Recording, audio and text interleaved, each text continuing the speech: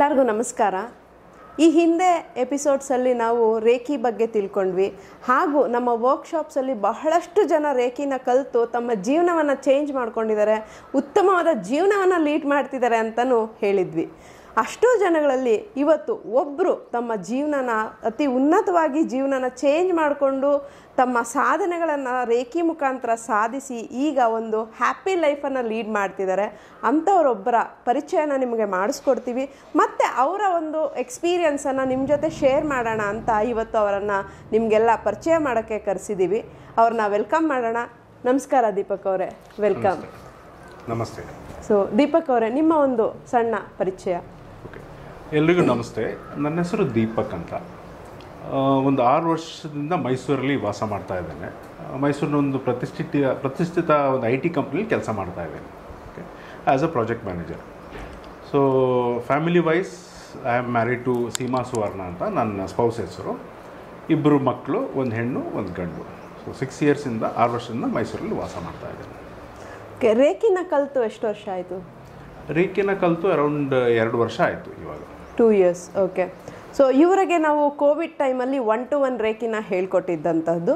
ನಂತರ ಮತ್ತೊಮ್ಮೆ ನಮ್ಮ ಗ್ರೂಪ್ ಯಾವಾಗ ಮತ್ತೊಮ್ಮೆ ಎಲ್ಲ ಕ್ಲಾಸಸ್ ಸ್ಟಾರ್ಟ್ ಮಾಡಿದ್ವಿ, ಆವಾಗ ಮತ್ತೊಮ್ಮೆ ಬಂದು ಅವರು ಇನ್ನೊಂದು ಸಲ ರೇಖಿ ಎನರ್ಜಿಯನ್ನು ಎಕ್ಸ್ಪೀರಿಯನ್ಸ್ ಮಾಡಿ ಇನ್ನಷ್ಟು ಎಕ್ಸ್ಪೀರಿಯನ್ಸನ್ನು ತಗೊಂಡ್ರು. ಸೊ ದೀಪಕ್ ಅವರೇ, ನೀವು ರೇಖಿ ಕಲಿಯೋಕ್ಕೆ ಕಾರಣ ಏನಿತ್ತು? ಯಾಕೆ ರೇಖಿನ ಕಲಿಬೇಕು ಅಂತ ಅನ್ನಿಸ್ತು ನಿಮಗೆ? ನನ್ನ ಪ್ರಕಾರ ಪ್ರತಿಯೊಂದು ಒಂದು ಸಮಸ್ಯೆಯಿಂದ ಸ್ಟಾರ್ಟ್ ಆಗುತ್ತೆ. ಸೊ ನನಗೂ ಅದೇ ಥರ ಒಂದು ಸಮಸ್ಯೆ ಇತ್ತು, ಒಂದು ಮೆಂಟಲ್ ಇಶ್ಯೂ ಇತ್ತು. ಯಾವುದೋ ಒಂದು 15 ವರ್ಷದ ಮುಂಚೆ ನಡೆದಿರೋ ಒಂದು ಘಟನೆ, ಅದನ್ನು ಮನಸ್ಸಲ್ಲಿ ಇಟ್ಕೊಂಡು ಭಾಳ ಅದ್ರ ಬಗ್ಗೆ ಟೆನ್ಷನ್ ತೊಗೊಳ್ತಾ ಇದ್ದೆ.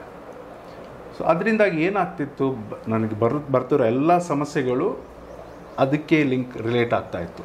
ಪ್ರತಿ ಸಮಸ್ಯೆ ಏನಾಯಿತು, ಬರ್ತಾ ಪ್ರಾಬ್ಲಮ್ಗಳು ಜಾಸ್ತಿ ಆಯಿತು. ನಾನೊಂದು ಡೀಸೆಂಟಾಗಿ ಅರ್ನ್ ಮಾಡ್ತಾಯಿದ್ದೆ, ಆದರೂ ದುಡ್ಡು ಸಾಲ್ತಾ ಇಲ್ಲ, ಬರೋ ದುಡ್ಡೆಲ್ಲ ಖರ್ಚಾಗ್ತಿದೆ.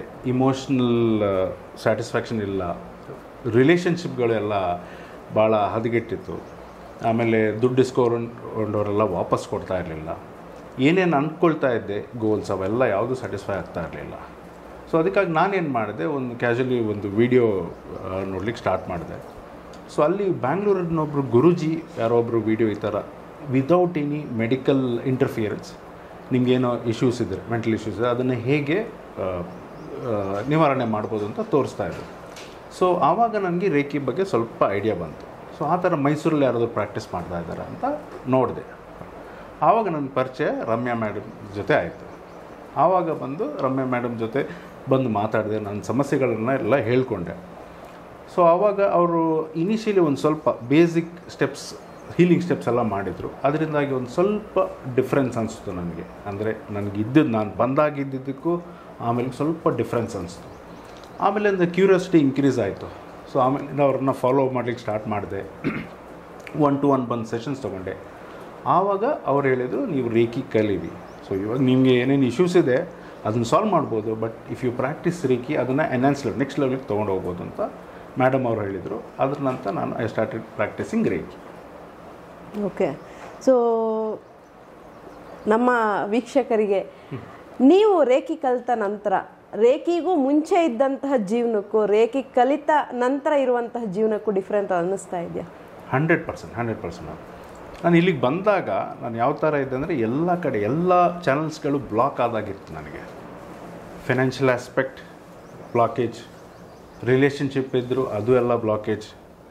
ಆಮೇಲೆ ನಾನೇನೇನು ಅಂದ್ಕೊಂಡಿದ್ದೆ, ಮೈಂಡಲ್ಲಿ ಏನು ಸ್ವಲ್ಪ ಗೋಲ್ಸ್ ಇತ್ತು, ಅವೆಲ್ಲ ಬ್ಲಾಕೇಜ್ ಆಗಿತ್ತು. ಅಂದರೆ ನಮ್ಮೂರಲ್ಲಿ ಒಂದು ಮನೆ ಇತ್ತು, ಅದನ್ನು ನಾನು ರಿನೋವೇಟ್ ಮಾಡಬೇಕಂತ ಭಾಳ ವರ್ಷದಿಂದ ಫಂಡ್ಸೆಲ್ಲ ಎತ್ತಿಟ್ಟು ಪ್ಲ್ಯಾನ್ ಮಾಡ್ತಾಯಿದ್ದೆ. ಅದೇನು ಮುಂದೆನೇ ಹೋಗ್ತಾ ಇರಲಿಲ್ಲ. ಕೆಲವರೆಲ್ಲ ಸ್ವಲ್ಪ ದುಡ್ಡು ಇಸ್ಕೊಂಡಿದ್ರು, ಸಾಲ ಕೇಳಿ ಟೈಮಿಗೆ ಬರ್ತಾ ಇರಲಿಲ್ಲ. ಎಷ್ಟೋ 10 ಇಯರ್ಸಿಂದ ಬ್ಲಾಕ್ ಆಗಿತ್ತು, ಅದು ವಾಪಸ್ ಬರ್ತಾ ಇರಲಿಲ್ಲ. ಆಮೇಲೆ ನನ್ನ ಸಿಸ್ಟರ್ ಮ್ಯಾರೇಜ್ ಪ್ಲ್ಯಾನ್ ಮಾಡ್ತಿದ್ವಿ, ಪ್ರಪೋಸಲ್ಗಳು ಬರುತ್ತೆ, ಅರ್ಧ ಏನೋ ಎಲ್ಲ ಆಗುತ್ತೆ, ಆಮೇಲೆ ಫೈನಲ್ ಸ್ಟೇಜಲ್ಲೆಲ್ಲ ಏನು ಪ್ರೊಸೀಡ್ ಆಗ್ತಾ ಇರಲಿಲ್ಲ. ಸೊ ಅಷ್ಟೆಲ್ಲ ಪ್ರಾಬ್ಲಮ್ಗಳಿತ್ತು. The moment I started learning reiki, ಅವರಿಂದ ರೇಖಿ ಲೆಸನ್ಸ್ಗಳು ಕಲಿತೆ, ಅದನ್ನು ಪ್ರಾಕ್ಟೀಸ್ ಮಾಡೋದಕ್ಕೆ ಸ್ಟಾರ್ಟ್ ಮಾಡಿದಾಗ ಅದೇನು ನನಗೇನು ಆ ಥರ ಡಿಫ್ರೆನ್ಸ್ ಇನಿಷಿಯಲಿ 2 ವೀಕ್ಸಲ್ಲಿ ಏನು ಡಿಫ್ರೆನ್ಸ್ ಅನಿಸಿಲ್ಲ. 3rd ವೀಕ್ ನಂತರ ಸಡನ್ ಒಂದು ಸೈನ್ ಬಂತು. ಅನ್ಎಕ್ಸ್ಪೆಕ್ಟೆಡ್ಲಿ ಒಂದು ಆಫೀಸಲ್ಲಿ ನನ್ನ ಮ್ಯಾನೇಜರ್ ಕಾಲ್ ಮಾಡಿ, ದೀಪಕ್ ನಿಮಗೆ ಒಂದು ಚಿಕ್ಕದೊಂದು ಹೈಕ್ ಕೊಡ್ತಾಯಿದ್ದೀವಿ. ಅದು ಅನ್ಎಕ್ಸ್ಪೆಕ್ಟೆಡ್ ಫಿನಾನ್ಷಿಯಲ್ ಸಡನ್ನಾಗಿ ನಾನು ಎಕ್ಸ್ಪೆಕ್ಟೇ ಮಾಡ್ತಾ ಇರಲಿಲ್ಲ. 3 ವೀಕ್ಸಲ್ಲೇ ಆ ಸೈನ್ ಬಂತು. ನೆಕ್ಸ್ಟ್ ಆಮೇಲೆ ಅದೇ ಟೈಮಿಗೆ ನಮ್ಮ ಮನೆ ರಿನೋವೇಟ್ ಮಾಡೋದಕ್ಕೊಂದು ಅವಕಾಶ ಸಿಕ್ತು. ನಮ್ಮ ಮನೆ ಮೇಲ್ಗಡೆ ಇದ್ದವರು ಮನೆ ಖಾಲಿ ಮಾಡ್ತಾಯಿದ್ರು. ಸೊ ನಾವು ಮೇಲ್ಗಡೆ ಶಿಫ್ಟ್ ಆಗಿ ನಾವು ರಿನೋವೇಟ್ ಮಾಡುವಂತ ಡಿಸೈಡ್ ಮಾಡಿದ್ವಿ. ಆ ಟೈಮಲ್ಲಿ ಏನಾಯಿತು, ನನ್ನ ಹತ್ರ ಇದ್ದಿದ್ದು ಒಂದು ಸ್ಮಾಲ್ ಅಮೌಂಟ್, ನನ್ನ ಬಜೆಟ್ ಇದ್ದು ಸ್ಮಾಲ್ ಅಮೌಂಟ್, ಅಲ್ಲಿ ಆಗ್ತಾ ಇದ್ದಿದ್ದು ಕಾಸ್ಟ್ ಡಬಲ್ ಆಯಿತು. ಬಟ್ ನನಗೆ ಗೊತ್ತೇ ಆಗಿಲ್ಲ ಯಾವ ಥರ ನಾನು ಅಂದ್ಕೊಂಡಿರೋದೆಲ್ಲ ಅಕಂಪ್ಲಿಷ್ ಆಯಿತು. ಏನೇನು ಅಂದರೆ ಯಾಕಂದರೆ ಹಳೆ ಮನೆ ಅದು, 30 years ಓಲ್ಡ್ ಮನೆ ಅದು. ಸೊ ನಿಮ್ಗೆ ಗೊತ್ತಿದೆ ಹಳೆ ಮನೆ ಅನ್ನೋದು ನಾವು ಮುಟ್ಲಿಕ್ಕೆ ಹೋದರೆ ಅದು ಕಚ್ಚಕ್ಕೆ ಬರುತ್ತದು ಅದಲ್ಲ. ಸೊ ಎಲ್ಲ ರಿನೋವೇಷನ್ ಮಾಡಿಸ್ದೆ. ನನ್ನಂತ ಇದ್ದಿದ್ದು ಒಂದು 1/3 ಫಂಡ್, ಅಲ್ಲಿ ಆಗಿದ್ದ ಬಿಲ್ಲಿಗೂ ಫಂಡ್ 1/3 ಇದ್ದಿದ್ದು ಅಷ್ಟೇ. ಬಟ್ ನನಗೆ ಗೊತ್ತೇ ಆಗಿಲ್ಲ ಎಲ್ಲಿಂದ ಫಂಡ್ಗಳು ಅರೇಂಜ್ ಆಯಿತು, ಯಾವ ಥರ ಆಯಿತು, ಎಲ್ಲ ಕಂಪ್ಲೀಟ್ ಆಯಿತು. ಸೇಮ್ ಟೈಮ್ 2 months ಲೇಟರ್ ತಂಗಿಗೊಂದು ಪ್ರಪೋಸಲ್ ಬಂತು. ಪಾರ್ಟಿ ಒಳ್ಳೆ ಪಾರ್ಟಿ, ಅವ್ರಿಗೂ ಭಾಳ ಗ್ರ್ಯಾಂಡಾಗಿ ನಾವು ಮದುವೆನ ಮಾಡಿದ್ವಿ. ಎಲ್ಲ ಇನಿಷಿಯೇಟಿವ್ ನಾವು ತೊಗೊಂಡೆ, ಭಾಳ ಗ್ರ್ಯಾಂಡಾಗಿ ಮಾಡಿದ್ವಿ. More ever she is happy. ಯಾವುದೇ ಒಂದು ಅಡಚಣೆ ಬಂದಿಲ್ಲ, ಎಲ್ಲ ನೀಟಾಗಾಯಿತು. ಜೊತೆಗೆ ಒಂದು 6 months ಡೌನ್ ದ ಲೈನ್ ಇನ್ನೊಂದು ನನಗೆ ಆಫೀಸಿಂದ ಪ್ರಮೋಷನ್ ಆಫರ್ ಬಂತು, ಅದನ್ನು ಆಕ್ಸೆಪ್ಟ್ ಮಾಡಿದೆ, ಅದು ಆಯಿತು. ಜೊತೆಗೆ ಒಂದು ಬ್ಲಾಕೇಜ್ ಅಂತ ಹೇಳಿದ್ದೆ ಅಲ್ವಾ, ಒಂದು 10 years ದುಡ್ಡು ಬರ್ತಾ ಇರಲಿಲ್ಲ ಅಂತ, ಅದು ಒಂದು ಇನಿಷಿಯೇಟ್ ಮಾಡಿದೆ. ಅದ್ರದ್ದೊಂದು 50% ಅಮೌಂಟ್ ಬಂತು. ಇನ್ನೊಂದು 50% ಇದೆ, ಅದು ಇನ್ನೊಂದು 1-2 monthsಲ್ಲಿ ಅದು ವಾಪಸ್ ಬರುತ್ತೆ. ಸೊ ಈವರೆಗೆ ಅಷ್ಟೊಂದು ಚೇಂಜಸ್ ಆಗಿದೆ. Just a short span of 1.5 year ಅಷ್ಟೊಂದು ಚೇಂಜ್ಗಳನ್ನು ನಾನು ನೋಡಿದ್ದೇನೆ. ಓಕೆ. ಸೊ ರೇಖಿಯಿಂದ ಜೀವನದ ಎಲ್ಲ ಏರಿಯಾಗಳಲ್ಲೂ ನೀವು ಬಳಸ್ಕೊಂಡು ಅದರಿಂದ ಒಂದು ಎಕ್ಸ್ಪೀರಿಯನ್ಸನ್ನು ತೊಗೊಂಡಿದ್ದೀರಾ. 100%. ನಿಮ್ಮ ಮಕ್ಕಳಿಗೆ ಹೇಗೆ ಹೆಲ್ಪ್ ಆಯಿತು ರೇಖಿ? ಮಕ್ಕಳಿಗೆ ನಾನು ಯಾವ ಥರ ಮಾಡ್ತೇನೆ ಅಂದರೆ, ಹೀಲಿಂಗ್ ಟೆಕ್ನಿಕ್ಸ್. ಫಾರ್ ಎಕ್ಸಾಂಪಲ್, ನಾನು ಮಕ್ಕಳಿಗೆ ಯಾವ ಥರ ಹೀಲ್ ಮಾಡಬೇಕಾದ್ರೆ, ಫಸ್ಟ್ ಆಫ್ ಆಲ್ ನಾವು ಎಲ್ಲರೂ ಬಯಸೋದು ಮಕ್ಕಳು ಹೆಲ್ತಿಯಾಗಿ ಆ್ಯಕ್ಟಿವ್ ಆಗಿರಬೇಕು ಅಂತ. ಸೊ ಪ್ರತಿದಿನ ನಾನು ಹೀಲ್ ಮಾಡಬೇಕಾದ್ರೆ ಅವರಿಗೆ ಅದನ್ನು ಆ ಅಫರ್ಮೇಷನ್ಸ್ಗಳನ್ನ ನಾನು ಅವ್ರ ಬಿಹಾಫ್ ಆಗಿ ನಾನು ಮಾಡ್ತೇನೆ. ಸೊ ಅವರಿಗೆ ಯಾವುದೇ ಥರದ್ದು ಏನಾದರೂ ಹೆಲ್ತ್ ಇಶ್ಯೂಸ್, ಅದು ಏನು major health issues, first of all they are healthy. Second, ಸ್ಕೂಲಲ್ಲಿ ವೆರಿ ಆ್ಯಕ್ಟಿವ್, ವೆರಿ ಪಾರ್ಟಿಸಿಪೇಟಿವ್. ನಾನು ಹೋಗಿ ಮಾತಾಡಿದಾಗ ಟೀಚರ್ಸ್ ಮತ್ತು ಪ್ರತಿ ಸತಿ ಇದೇ ಒಂದು ಫೀಡ್ಬ್ಯಾಕ್ ಬರುತ್ತೆ, I am very lucky to have a student like this. ಪ್ರತಿ ಸತಿನು ಯಾವುದೇ ಆಸ್ಪೆಕ್ಟ್ ತಗೊಳ್ಳಿ, ಏನೇ ಸಬ್ಜೆಕ್ಟ್ ತಗೊಳ್ಳಿ, ಅವಳು ಭಾಳ ಪಾರ್ಟಿಸಿಪೇಟಿವ್ ಆಗಿದ್ದಾಳೆ. ಸೊ ಇದೇನು ಕಮೆಂಟ್ಸ್ ಕೊಡಲ್ಲ, ನೀವು ಟೀಚರ್ನ ಬೇಕಿದ್ರೆ ಕೇಳ್ಬೋದು. Every time she says I am very lucky to have a student like this, ಆ ಥರ. ಓಕೆ. ಸೊ ನಿಮ್ಮ ಎಲ್ಲ ಏರಿಯಾದಲ್ಲೂ ಇದು ರೇಖಿ ಹೆಲ್ಪ್ ಆಗಿದೆ.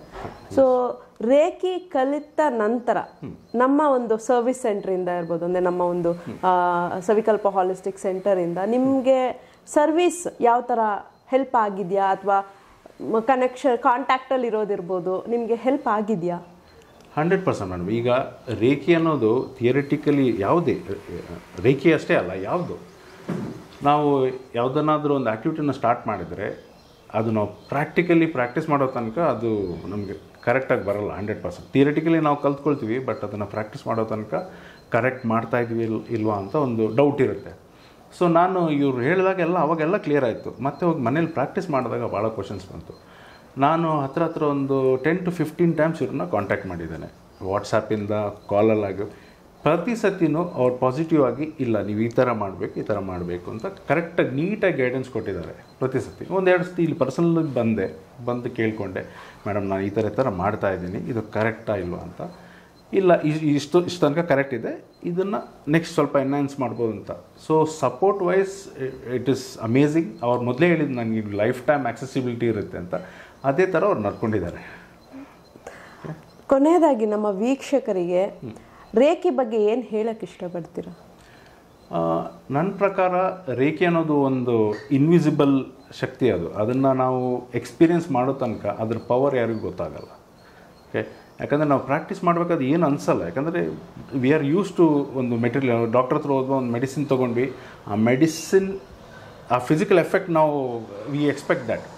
ಬಟ್ ರೇಖಿ ಅನ್ನೋದು ಒಂದು ಇನ್ವಿಸಿಬಲ್ ಶಕ್ತಿ. ನಾವು ಪ್ರಾಕ್ಟೀಸ್ ಮಾಡ್ತಾ ಯಾವ ಥರ ಚೇಂಜಸ್ ಆಗುತ್ತೆ ಅದು ನಮಗೆ ಗೊತ್ತಾಗಲ್ಲ.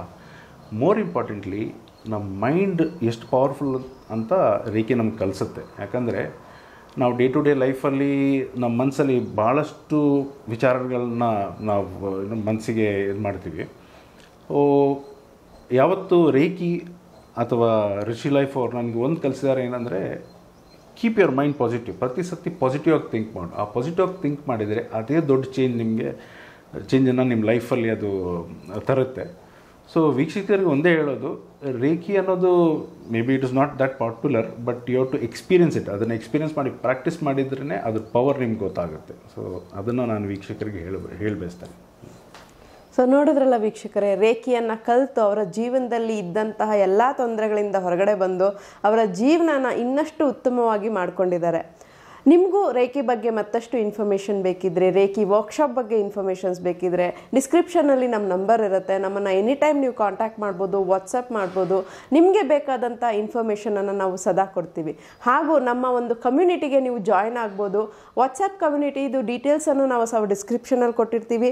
ಅಲ್ಲಿ ನಿಮಗೆ ಬೇರೆ ಎಲ್ಲ ಥರದ ಕ್ಲಾಸಸ್ ಇನ್ಫಾರ್ಮೇಷನ್ನು ಬರುತ್ತೆ. ಆ ಕಮ್ಯುನಿಟಿಗೆ ಜಾಯ್ನ್ ಆಗಿ ನಮ್ಮ ಒಂದು ದಿನನಿತ್ಯ ನಡೆಯುವಂತಹ ಅಥವಾ ವಾರದಲ್ಲಿ ನಡೆಯುವಂತಹ ಒಂದೊಂದು ಕ್ಲಾಸಸ್ಗೂ ಸಹ ನೀವು ಜಾಯಿನ್ ಆಗ್ಬೋದು. ಅಲ್ಲಿಂದ ನಿಮಗೆ ಬೇರೆ ಎಲ್ಲ ಇನ್ಫಾರ್ಮೇಷನ್ಸು ಸಹ ಸಿಗುತ್ತೆ. ಸೊ ನಮ್ಮ ಇವರಿಗೆ ದೀಪಕ್ ಅವ್ರಿಗೆ ನಾನು ಧನ್ಯವಾದಗಳನ್ನು ತಿಳಿಸ್ಕೊಡ್ತೀನಿ, ನಮಗೆ ಜಾಯ್ನ್ ಆಗಿ ನಮ್ಮ ವೀಕ್ಷಕರಿಗೆ ಇಷ್ಟೊಂದೆಲ್ಲ ಇನ್ಫಾರ್ಮೇಷನ್ ಕೊಟ್ಟಿದ್ದಕ್ಕೆ. ಸೊ ನಿಮಗೂ ಸಹ ಧನ್ಯವಾದಗಳು.